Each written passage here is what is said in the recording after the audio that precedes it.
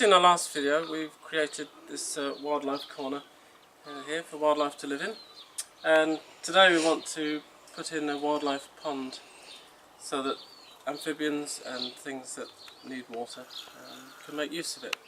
Some things you'll need for this project. One is a pond liner. We've used quite a thick liner.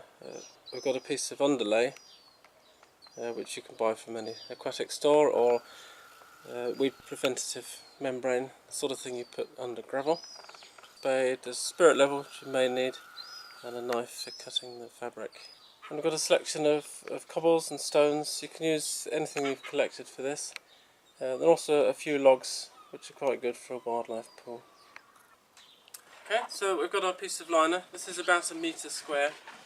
It's actually an offcut from another job.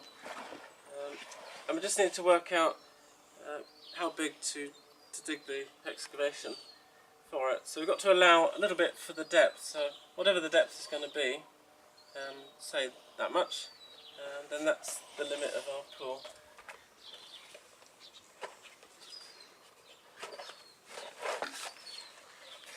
Right, so we've marked out roughly the size of our hole just by scratching around. And we'll put that to one side. And now we need to dig it out. We're going to make it a bit different shape to this. We don't really want a square pool. It's not going to look very natural. Do you want to grab a spade? So does it have to be the same depth? No, it doesn't. You can have some deeper spots.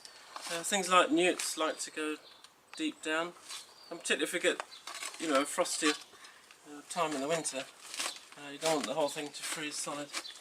But for a wildlife pond, it doesn't need to be very deep anyway.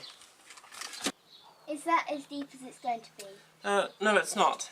But we want to be able to lay in some material around the edge so that we don't see the liner. We don't want black, rubber showing. So the next thing we're going to need to do is we allow a little ridge, a little lip here for those things to sit on. So we can mark out another shape inside that shape that we've done. Now just here we're going to slope this down so that it forms a little beach, because things like frogs, they can get into the water but they need an easy way of getting out, and if we put high sides around here they probably could get out, but we like to make it easier for them. You can use a spirit level at this point, just to make sure that your shelf, which is this round here, is fairly level, because obviously water forms its own level. So if we want it to be evenly covered, it needs to be reasonably level. So we've dug our hole, we've got our nice shelf, we've got a deep bit here for winter, and we've also got a nice gentle slope for letting amphibians out. Next thing we need to do is to put in the underlay.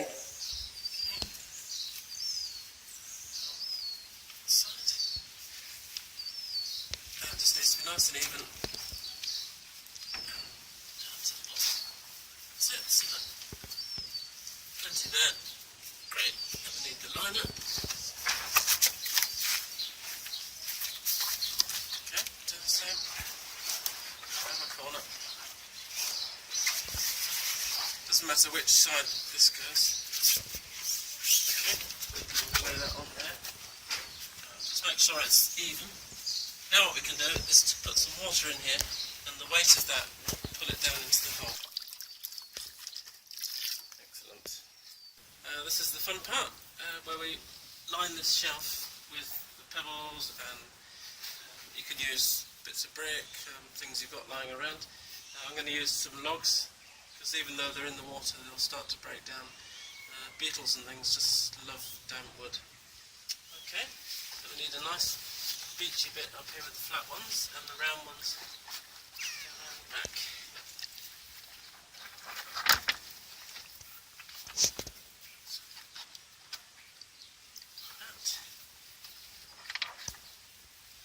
Right, so the last finishing touches, just putting a few stones in. We've got all sorts here. We've got some old bits of rock, logs, cobbles, a few stones, even a Victorian tile.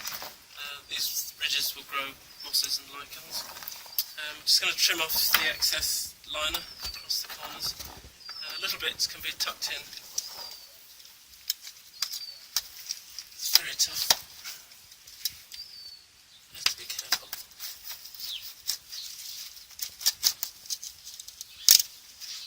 There we go.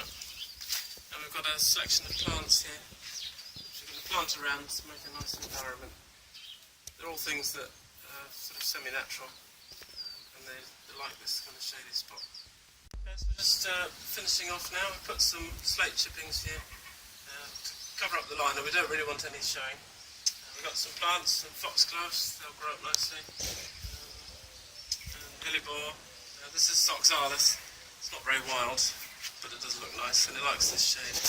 We've got a few aquilidus to put in. So, should I top the water up? Yes, we can now. Is tap water okay, or does it need to be rainwater? Rainwater is much better.